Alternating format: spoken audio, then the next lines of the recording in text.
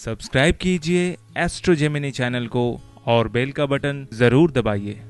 नमस्कार दोस्तों, आज मैं फिर हाजिर हूँ एक नए वीडियो के साथ आपके अपने channel Astro Gemini the Cosmic Healer में।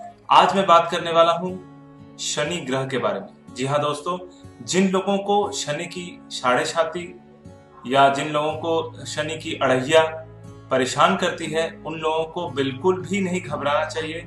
और इस दौरान मतलब साढ़े साती और अड़हिया के दौरान आपको कैसे कैसे काम करना चाहिए जिससे इसका प्रभाव काफी कम हो। सबसे पहली बात मैं बता दूं कि शनि देव का या शनि ग्रह का जो चरित्र है वो है न्याय प्रिय, मतलब न्याय देने वाला। जो लोग अपना कर्म बिल्कुल अच्छे से करते हैं, बिल्कुल ईमानदारी से करते हैं, शनि उनको हमेशा मालामाल करते हैं, मतलब शनि उनका काफी सपोर्ट करते हैं। जो लोग ईमानदारी से काम नहीं करते, बेईमानी, 2 नंबरी या 4 नंबरी के काम करते हैं, उन लोगों को शनि बिल्कुल दंड देते हैं। ऐसा दंड देते हैं कि वापस वो राजा से रंग बन जाते हैं। जो लोग ईमानदार होते हैं उनको रंग से राजा बना देते हैं। तो कुंडली में जब चंद्र के ऊपर से शनि का गोचर हो, यानी चंद्र जिस राशि में है उसके पहले राशि से आरंभ होते हुए चंद्र की राशि के ऊपर से, बाद में चंद्र के बाद वाले घर की राशि के ऊपर से जब शनि का गोचर होता है, तब शनि की साढ़े साती होती है। मतलब 3 ग्रहों में अढ़ाई मतलब 7.5 साल गुजरते हैं। ठीक उसी तरह जब चंद्र से सप्तम भाव में शनि विराजमान होते हैं, तब शनि की जो है अड़हिया लगती है। जी हाँ, अड़हिया मतलब कि 2.5 साल का एक ऐसा दौर जिसमें काफी सारे प्रॉब्लम्स क्रिएट होते हैं, लेकिन साथ ही साथ वो प्रॉब्लम्स के सलूशन भी देते हैं। जैसे अगर आपकी सपोज कन्या राशि है, कन्या राशि के ऊपर से शनि का जब गोचर हो रहा हो, तो ऐसी अवस्था में क्या होता है कि काफी मानसिक प्रेशर बनता है। साथ ही साथ आप जिस काम को करना चाहते हैं वो काम बिल्कुल ठीक से होता नहीं है। इस दौरान ऐसा भी समय आ जाता है कि आपके पास बिल्कुल पैसे तक नहीं होते कोई काम को आगे बढ़ाने के लिए या किसी भी नए काम को स्टार्ट करने के लिए। आप काफी हैरान परेशान होते हैं। 1 नंबर 2 नंबर, आप किसी भी चीज के लिए जब अप्रोच करते हैं, किसी से बात करते हैं, तो आपको बिल्कुल इग्नोर करता है, आपको वैल्यू ही नहीं देता। और साथ ही साथ अगर आपने किसी से पैसे उधार मांग के कहीं इन्वेस्ट भी किए होंगे तो वो सारे पैसे डूब भी जाते हैं। लेकिन जैसे जैसे साढ़े साती का प्रभाव कम होता रहता है, वो इन्वेस्ट किए हुए या गए हुए पैसे या बर्बाद हुए पैसे जो है वो वापस आने लग जाते हैं। तो इसी तरह दोस्तों मैं बताना ये चाहता हूं कि शनि जो है हर किसी के हित में है। वो कभी किसी को खराब नहीं करते, मतलब कभी किसी का ज्यादा नुकसान नहीं करते। अगर नुकसान करते भी हैं तो उस दौरान इंसान को काफी अच्छी शिक्षा मिलती है, मतलब वो काफी अच्छा स्ट्रॉन्ग लेसन होता है उस इंसान के लिए जब शनि की साढ़े साती चलती है। अब इसका निर्णय आप कैसे करेंगे? अगर आपके साथ कोई भी ऐसी घटना घट रही है जो बिल्कुल भी आपके मन मुताबिक नहीं है, आप कुछ और सोच रहे हैं, हो कुछ और जा रहा है, तो ऐसी अवस्था में आप जरूर और जरूर अपनी कुंडली दिखाइए और इसका बिल्कुल विश्लेषण करवाइए कि आपको कहीं शनि की साढ़े साती तो नहीं है। तो इस विषय में जब आप किसी पंडित से मिले और जब भी आपकी शनि देव की साढ़े साती स्टार्ट हो, तो उस समय से लेकर आखिरी के 7.5 साल, लास्ट के 2.5 साल तक आपको शनि चालीसा का पाठ अवश्य करना चाहिए। शनि दान की जो उपाय है उसको आप पहले जो 2.5 साल है उसमें बिल्कुल ना करें। दूसरे 2.5 साल से, मतलब कि 2.5 साल बीत जाने के बाद लास्ट के जो 5 साल बचते हैं उस समय से करना चाहिए।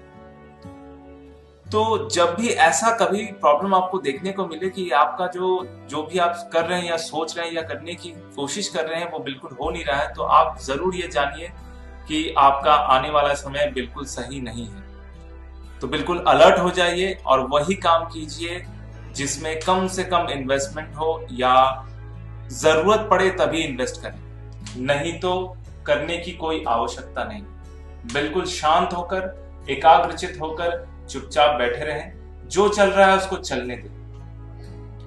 अब जब आपकी शनि की 7.5 स्टार्ट होने वाली रहती है, ठीक उससे पहले अगर उस समय के पहले अगर आपने कुंडली का विमोचन या कुंडली को एनालिसिस करवा लिया हो, तो आपको अवश्य पता चल जाएगा कि आपकी 7.5 कब स्टार्ट होने वाली है। उससे पहले आप कुछ ऐसे कर्म करें जिससे किसी जरूरतमंद का भला हो, किसी ऐसे इंसान का भला हो जो कि काफी प्रॉब्लम्स में है, जिससे आपका क्या होगा कि पुण्य कर्म बनेगा, मतलब कर्म संचय होगा।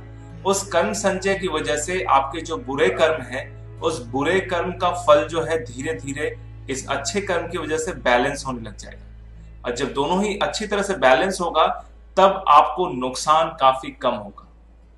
मेरा कहने का मतलब यह है कि अगर आपने शनि की 7.5 स्टार्ट होने के पहले कुछ भी ऐसे कर्म किए हो जो कि किसी इंसान को काफी दुख पहुंचाए हो, ठेस पहुंचाए हो, या किसी को लूटा हो, या किसी भी तरह का ऐसा चीज जिससे इंसान को बहुत ज्यादा दिमागी जो है चोट लगी हो, उस अवस्था में अगर आपने ऐसा कोई कर्म किया है और आपको पता भी नहीं है या जाने अनजाने हो गया हो, तो ऐसी अवस्था में पहले तो आप भगवान शनिदेव से माफी मांगे कि जाने अनजाने मैंने जिनको भी दुख पहुंचाया है उनके लिए हमें क्षमा करें, और उस जो दुख पहुंचाया है उसके प्रायश्चित के लिए कौन सा उपाय है वो रास्ता दिखाएं। ऐसा करने से क्या होगा कि अगर आप प्रायश्चित, आपके मन में थोड़ी सी भी प्रायश्चित की भावना आए, तो उसमें भी जो आपके बुरे कर्म है उसका खंडन होता है। तो सबसे पहले आपका काम है शनिदेव को प्रार्थना करना। दूसरा काम यह है किसी भी जरूरतमंद को की सहायता करना, और साथ ही साथ उस दौरान, मतलब 7.5 या 2.5 के दौरान आपको बिल्कुल सावधानी से सोच समझकर जो भी काम करना है, कोई भी गलत डिसीजन ना ले। कोई भी डिसीजन लेने से पहले 10 बार सोचे, अपने हितैषियों से बात करें, डिस्कस करें, फिर किसी नतीजे पे पहुंचे, क्योंकि ये बहुत ही इंपॉर्टेंट होता है इंसान के लाइफ में। क्योंकि 7.5 जो होता है वो इंसान को एक बहुत स्ट्रॉन्ग लेसन पढ़ा के जाता है, एक ऐसा झटका देके जाता है कि इंसान को अपनी खुद की औकात पता चल जाती है। जी हाँ दोस्तों, कि आप किस जगह पर खड़े हैं, आपके अंदर कितनी एबिलिटी है, आप किस तरह से काम कर सकते हैं, ये सारी चीजें शनिदेव आपको बिल्कुल आईना रख के समझा देते हैं।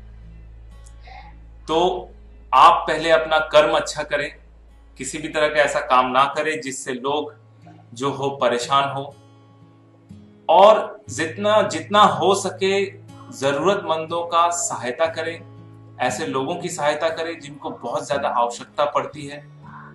तो इससे आपका कर्म संचय अच्छा होगा और उस वजह से आपको फल भी काफी अच्छा मिलेगा। तो दोस्तों, ये था छोटा सा एक इंफॉर्मेशन शनिदेव की 7.5 में आपको क्या करना चाहिए और क्या नहीं करना चाहिए। तो आपको मेरा ये वीडियो कैसा लगा, प्लीज प्लीज प्लीज कमेंट करें, शेयर करें, लाइक करें, ताकि दूसरे इसका फायदा उठा सके। मेरा ये वीडियो देखने के लिए आपका बहुत बहुत धन्यवाद।